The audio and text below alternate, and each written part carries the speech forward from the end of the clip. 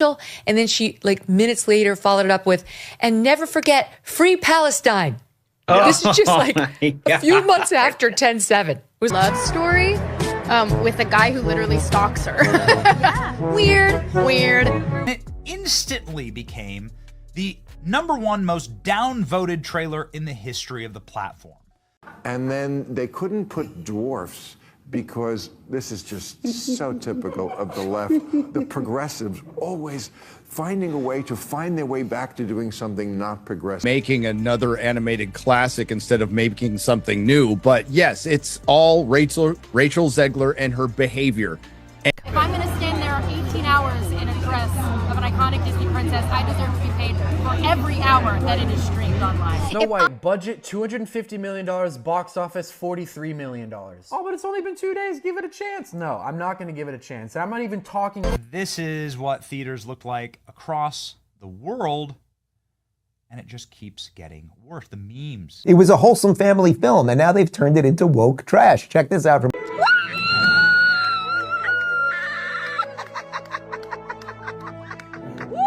Once upon a time, the mighty Disney decided they could do no wrong by bringing Snow White into the modern world with a brand new live-action spin.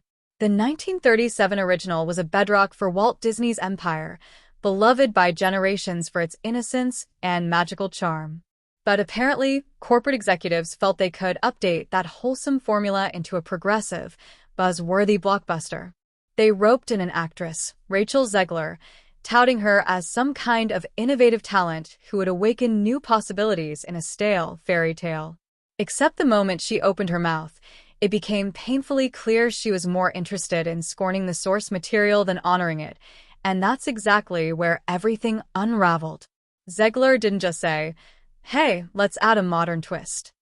She brazenly disparaged the original Snow White, calling it weird, outdated, and basically beneath her. Picture it. You hire someone to star in the remake of a classic film, and her first major press statements paint the beloved 1937 version as old-fashioned garbage. If you're going to champion a big-budget Disney feature, a story that's been cherished for more than 8 decades, the least you can do is feign respect. But no, Zegler plowed ahead, insinuating that the original Snow White needed a total overhaul to be relevant to empowered, modern audiences. Suddenly, droves of fans began to question why Disney would bet on someone who clearly doesn't appreciate the story's legacy. It was an astonishing level of arrogance, like an actress on Broadway complaining about too many musical numbers. Right away, you could see the meltdown forming. And it's not just her attitude toward the old cartoon. Zegler's entire public persona screams entitlement. She went on social media rants, took political potshots, and generally seemed to look down on anyone who might appreciate romance, tradition, or the old-fashioned warmth that made Snow White a timeless tale in the first place. She apparently wants to show off her modern viewpoint, complete with borderline hostility to the story's original essence. The result? A relentless wave of fan outrage. People who'd grown up adoring Snow White were rolling their eyes, thinking, if it ain't broken, why are you dismantling everything that made it so special? Meanwhile, Disney's PR department was probably guzzling coffee by the gallon, wondering how to salvage a multi-hundred-million-dollar project now overshadowed by the lead's mouthy, dismissive attitude. To make matters worse, Zegler had made headlines before, complaining about her experience in West Side Story, another iconic property. She talked as if it had been a trial to star in that film, directed by none other than Steven Spielberg. So when fans realized she was bringing the same dismissive vibe to Snow White, this time aimed directly at the story that launched Disney's entire animated empire, they saw a pattern, an actress whose first instinct is to tear down and criticize, rather than show gratitude or excitement for these legendary projects. Being outspoken is fine, but when you're openly mocking the old tale before your own version even hits theaters, you're pretty much sabotaging the box office. And indeed, that's exactly what happened. No matter how Disney tried to spin it, releasing glowing teasers, unveiling new merchandise, sprinkling in tidbits about feminism and empowerment, the stink of Zegler's smugness lingered. Now, let's talk about the changes they made to Snow White itself, because these changes were like throwing gasoline on a campfire. The classic was always about a kind-hearted princess, 7 dwarfs who helped her find shelter, a dash of romance with a prince, and a terrifyingly vain evil queen. But the 2025 live-action twist mutated nearly all these ingredients into a bizarre salad nobody asked for.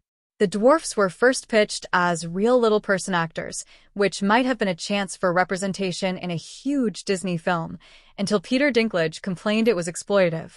So Disney panicked and replaced the dwarfs with magical creatures, or diverse bandits, or whatever in the world they thought would appease everyone.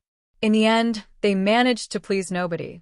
Real dwarf actors felt cheated out of roles. Fans missed the beloved personalities of Grumpy, Doc, Bashful, and company. All for what? A weird hodgepodge of CGI stand-ins that robbed the story of its original flavor. On top of that, the feminist spin meant gutting the prince's role to the point of irrelevance. In the original film, sure, the prince doesn't have a ton of screen time, but he's instrumental to the climax. He's a central figure in waking Snow White from the enchanted sleep, symbolizing love and hope. In the new version, he's basically a cameo, barely relevant, apparently demoted to a creepy stalker, as Zegler once described him. Because in 2023 or 2024, or whenever this was made, apparently showing a prince as a genuine romantic lead is too problematic. And so Disney hammered audiences over the head with the idea that Snow White doesn't need a man, and that romance is ridiculous. Again, is that really what fans wanted from a movie rooted in a 1930s fairy tale? Probably not. But wait, let's not forget the songs. The 1937 classic is packed with instantly recognizable tunes. Hi-ho, Someday My Prince Will Come, Whistle While You Work. These melodies define the golden age of Disney. The remake decided to either remove or drastically alter them, injecting some bizarre, contemporary empowerment ballads that fell completely flat. Zegler has a great voice, but even the best singer in the world can't save a track that feels like a forced pop anthem crowbarred into a storyline that's anything but modern pop. So fans went in hoping for nostalgia. Instead, they got a half-baked playlist of new songs nobody asked for, complete with lyrics that treat the old material like it's out of touch. People walked out asking, "Where's the magic? Where's the heart?" If that wasn't frustrating enough, Zegler's personal politics, especially her outspoken disdain for certain voters and some heavy-handed commentary, drove another wedge between the film and its potential audience. She apparently took to social media, ranting about the evils of everyone who disagreed with her. Many Americans who voted one way or another felt attacked. Does Disney really think that's good press?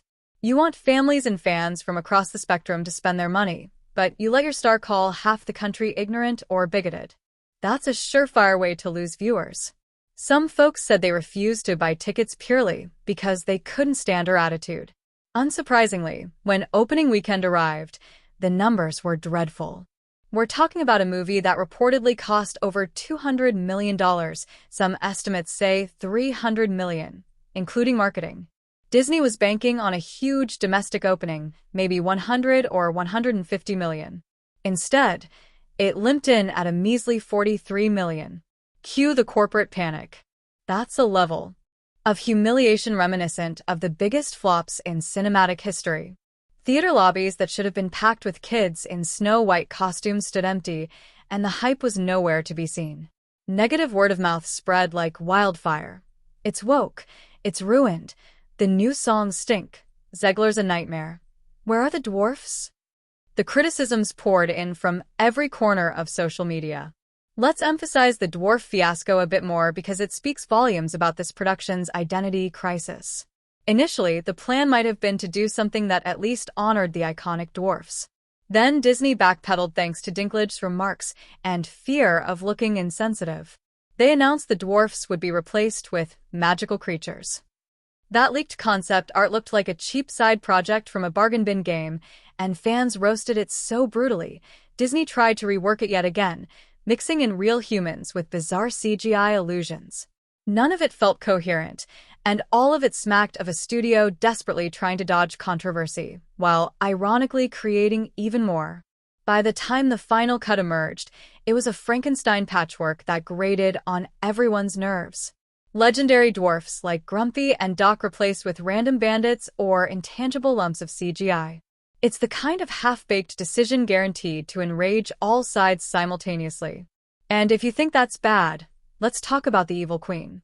She's supposed to be motivated by envy of Snow White's beauty, a straightforward but effective conflict. This version toned it down, twisted it into some vague power struggle, or placed more emphasis on random progressive themes. The Queen's signature vanity was overshadowed by half-baked dialogue about female leadership or something equally forced. So the underlying tension that made the 1937 film work, this idea that pure kindness triumphs over jealous, superficial wickedness, got diluted. Fans came expecting a compelling villain, only to get an evil queen ranting about illusions and patriarchy. Who is that appealing to exactly? At the core of all this is Rachel Zegler's performance. Far from the sweet, gentle princess we remember, she's portrayed with a snarky, know-it-all vibe. In interviews, she brags that this isn't some love story crap. Her words, basically, as though love is a tired, irrelevant concept. Many fans see it as the entire point of a fairy tale, a dash of hope and romance amid trials.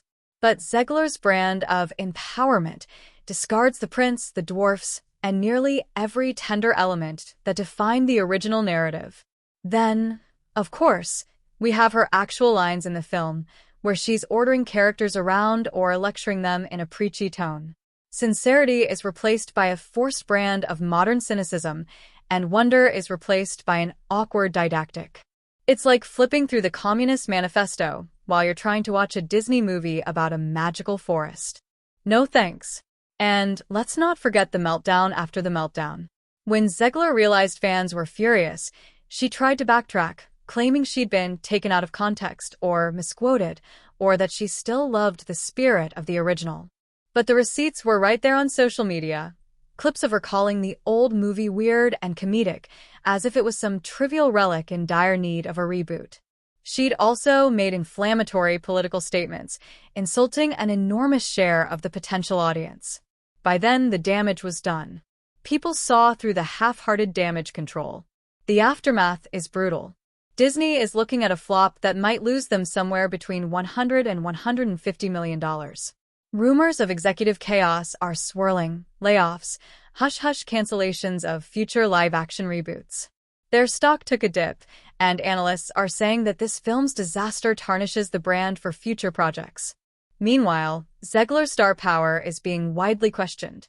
Hollywood insiders are whispering that she's become box office poison, the kind of actress you don't want headlining your next big thing because her controversies overshadow any supposed talent. Some even speculate she's been quietly booted or sidelined from other franchises. Fans, on the other hand, feel betrayed. Plenty of mothers and fathers wanted a wholesome update to share with their kids, but not this. Instead, they got lectured and guilt-tripped, while the core elements they treasured vanished or turned into sneering jokes. On social media, folks compared the new dwarfs to random lumps of CGI bandits who have no personality, no comedic charm, and no real purpose beyond a gimmick. They lament the missing romance, the missing magic, the missing heart. If you wanted to kill the joy of Snow White, this was the perfect blueprint. Let's also address the so-called new soundtrack, if you can even call it that. People complain that the songs are too on the nose, with lyrics preaching empowerment in the most heavy-handed way. Gone are the tunes that enchanted entire childhoods. Now we have pieces that might be technically well sung. Zegler's got vocal chops, no doubt, but that ring false in context, almost like they're from an entirely different genre. The dissonance is jarring. Fans who went in hoping for a nostalgic update on Someday My Prince Will Come or Whistle While You Work got half-baked numbers about echoing voices and believing in yourself in a manner that feels more like a corporate mission statement than a classic Disney ballad. And you can't talk about this fiasco without circling back to the fiasco within the fiasco, the politics. Zegler spouted off about certain voters and certain politicians, basically telling millions of potential viewers they weren't welcome. Then, faced with widespread outcry, She released tepid apologies that nobody found convincing. You can't just spew vitriol, then flip a switch when your career's at stake. Megyn Kelly famously blasted her, calling her a brat, while many fans agreed. People started unsubscribing from official Disney promos or deciding they wouldn't open their wallets for someone who insulted them. Looking at the big picture, this meltdown is precisely what happens when a corporation tries to forcibly apply a woke, feminist overlay to a fairy tale known for innocence and simplicity, and hires a star who publicly despises the very material she's supposed to breathe life into. Did they learn nothing from past controversies? Audiences can smell condescension a mile away, especially from an actress who acts like she's too good for everything. The result, a massive flop that embarrasses the studio, wastes millions of dollars, and leaves a huge chunk of fans fuming. In the end, this so-called live-action Snow White is the perfect storm of misguided corporate strategy, an overbearing political agenda, and an actress who appears to think she's above the story she's starring in. Of course it bombed. Nobody wants to pay to be lectured. To watch.